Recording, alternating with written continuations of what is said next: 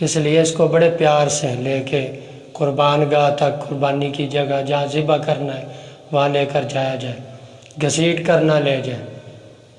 اور ایسے کچھ ہوتے ہیں لوگ ڈنڈے مار کر لے جاتے ہیں، ٹانگیں مارتے ہوئے جاتے ہیں، تو یہ بالکل اس کی شایان شان نہیں ہے۔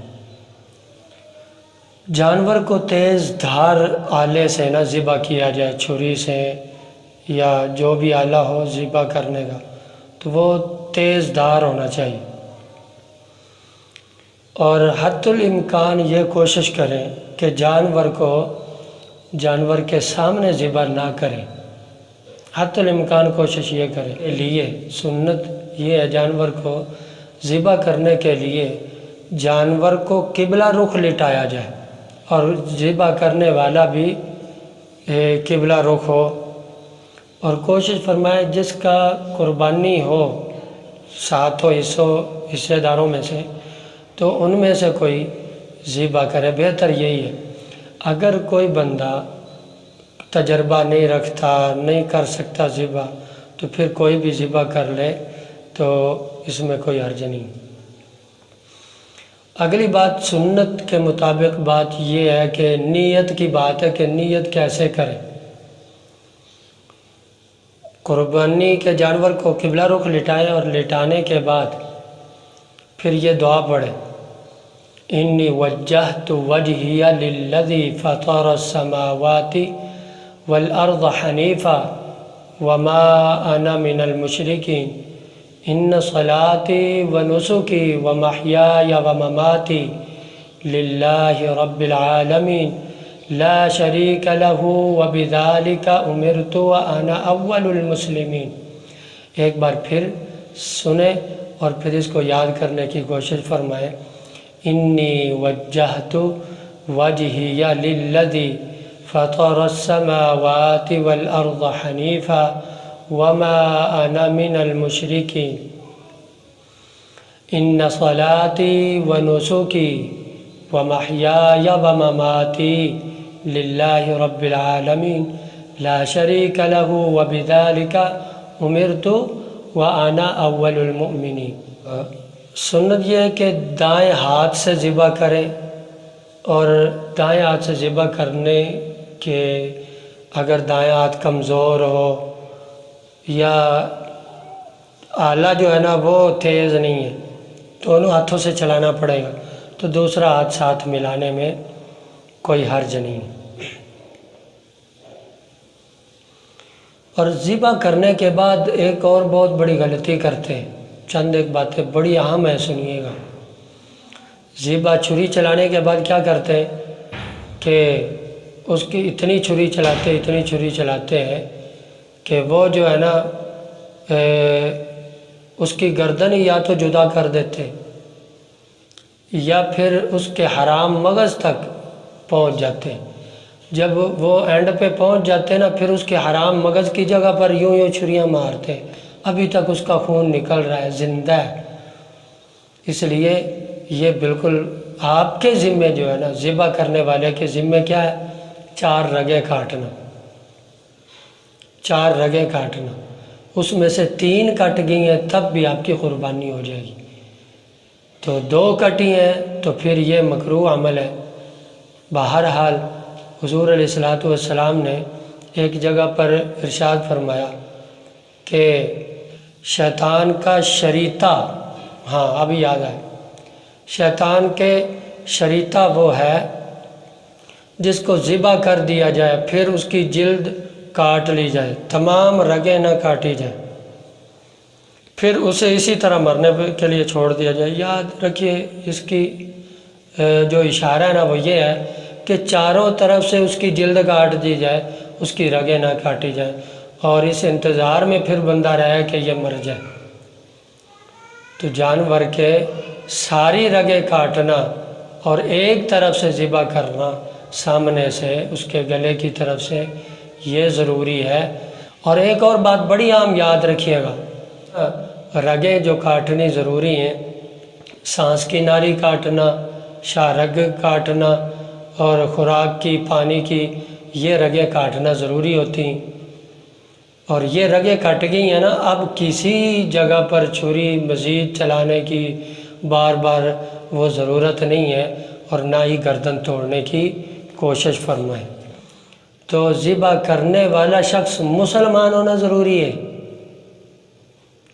سمجھ آ رہی بات؟ ایک تو بالاتفاقی جیسے قادیانی ہے وہ غیر مسلم ہے، یہ قانونی طور پر بھی یہ قربانی نہیں کر سکتے۔ قانونی طور پر ہمارے ملک پاکستان کا عزیز ملک، عزیز اور محبتوں کے لائق اس ملک کے قانون ہمیں یہ بتاتا ہے کہ قادیانی بالکل قربانی نہیں کر سکتے، کلمہ نہیں پڑھ سکتے، اپنی مسجد نہیں بنا سکتے، اور اپنی عبادت خانہ وہ نہیں بنا سکتے، یہ کلمہ طیبہ کہیں لکھ نہیں سکتے، کسی اپنی رہائش گاہ کو اسلامی عبادت گاہ شو نہیں کر سکتے، یہ ساری باتیں۔ اور کچھ مختلف ہی غیر مسلم ہیں، تو ان کا بھی خیال رکھیں کہ کوئی مشکوک بندہ آپ کی نہ قربانی کا حصہ دار بنے اور نہ ہی ذبح کرنے والا ہو۔ اس لیے ذبح کرنے والا خالص مسلمان ہونا چاہیے، اور پھر مسلمان ہونے کے لیے کیا کمال کی، آگے ذبح کرنے والا کوئی بندہ غیر مسلم ہو تو قربانی ہوگی ہی نہیں، کسی کی بھی نہیں ہوگی۔ اور مسلمان ذبح کرنے والا بندہ اگر تکبیر بھول جائے ہائے ہائے، امام اعظم ابو حنیفہ رحمہ اللہ فرماتے ہیں کہ اس کی قربانی ہو گئی۔ جان بوجھ کر کسی نے چھوڑ دیا مسلمان کے بارے میں وہ یہ تو بالاتفاق ہے کہ جان بوجھ کر کوئی چھوڑ ہی نہیں سکتا تکبیر، اگر کوئی چھوڑ دے تو قربانی نہیں ہوگی۔ لیکن امام اعظم ابو حنیفہ رحمہ اللہ فرماتے ہیں کہ جس نے بھول کر چھوڑ دی تو پھر بھی اس کی وہ جانور حلال ہے۔ کیوں؟ اس لیے کہ اس کے دل میں تو اللہ ہے نا۔ اور امام شافعی، امام مالک رحمہ اللہ فرماتے ہیں بھول کر کوئی چھوڑ گیا تو وہ قربانی نہیں ہوگی، کیونکہ قرآن کے اندر آتا ہے وَلَا تَأْكُلُوا مِمَّا لَمْ يُذْكَرِ اسْمُ اللَّهِ، کہ جس چیز پر اللہ کا نام ذکر نہ لیا جائے تو اس کو نہ کھایا جائے۔ تو امام صاحب رحمہ اللہ فرماتے ہیں کہ پکا مسلمان ہونا شرط ہے، اور ایک بھول جانا یہ انسان کی ایک بشری تقاضا ہے، بھول جانا انسان کی بشری تقاضا ہے۔ اور تقاضا یہ جیسے اس کا حل ہوتا ہے نا، نماز کے اندر بھی سجدہ صاحب اس کا حل ہے، اور باقی تو حل موجود ہے، تو ذبح کرنے کے بعد پھر کیا حل ہوگا؟ کوئی حل بھی تو کوئی بتائے نا، اگر یہ دلیل ہے۔ بہرحال امام صاحب رحمہ اللہ فرماتے ہیں کہ مسلمان ہونا شرط ہے، بھول کر بھی اگر کوئی بندہ یہ چھوڑ گیا، تکبیر نہیں پڑھ سکا، تو قربانی حلال ہے۔ ذبح کے وقت کیا چیز کہنی بندے کو لازمی ہے، کیا پڑھنا چاہیے؟ ایک تو میں نے بتایا تھا جب ذبح کرنے لگے تو کیا کہا، انی وجہت وجہی للذی فطر السماوات والارض حنیفا وما انا من المشرکین۔ پھر اس کے بعد پڑھے ان صلاتی و نسکی و محیای و مماتی للہ رب العالمین لا شریک لہ وبذالک امرت وانا اول المؤمنین۔ پھر کیا ہے، بسم اللہ اللہ اکبر، یہ الفاظ کہتے ہوئے چھری چلا دے۔ اور یہ بعض لوگ چھری پھیرتے رہتے ہیں اور پڑھتے رہتے ہیں بسم اللہ اللہ اکبر، بسم اللہ اللہ اکبر، بسم اللہ اللہ اکبر۔ اور جو اوپر والے حضرات ہوتے ہیں، حصہ دار ہوتے ہیں، وہ جو کھڑے دیکھ رہے ہوتے ہیں، وہ بھی کہہ رہے ہوتے ہیں بسم اللہ اللہ اکبر، بسم اللہ اللہ اکبر۔ تو یاد رکھیے یہ سب کے لیے پڑھنا بھی لازم و ضروری نہیں ہے، اور صرف وہی بندہ پڑھے، اور ایک بار شرط ہے، ایک بار پڑھ لیا کافی ہے، 3 بار بھی ضروری نہیں ہے، اور جب تک چھری چلا رہا ہے تب تک بھی ضروری نہیں ہے، ایک بار پڑھ لیا یہ کافی ہے۔